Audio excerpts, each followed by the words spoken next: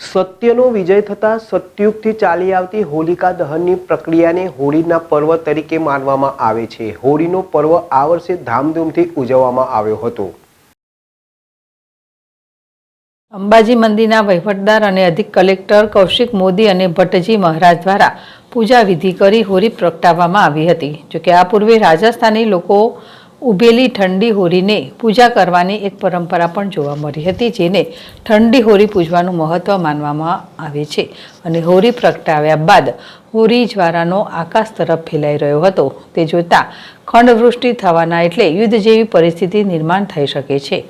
એટલું જ નહીં, હોળી પ્રગટાવ્યા બાદ સરકતી હોળી જે દિશા તરફ પડે તેના આધારે આગામી વર્ષમાં ચોમાસાનો વર્તાવો પણ જોવાતો હોય છે. તે જોતા આજે હોળી ઉત્તર દિશાના ઈશાન દિશા તરફ પડતા આગામી ચોમાસું સારું જવાના એંધાણ જોવા મળ્યા હતા અને વરસાદ પણ આવતા ચોમાસે સારું રહેશે તેવું માનવામાં આવી રહ્યું છે. અરવિંદ અગ્રવાલ, ZSTV, અંબાજી.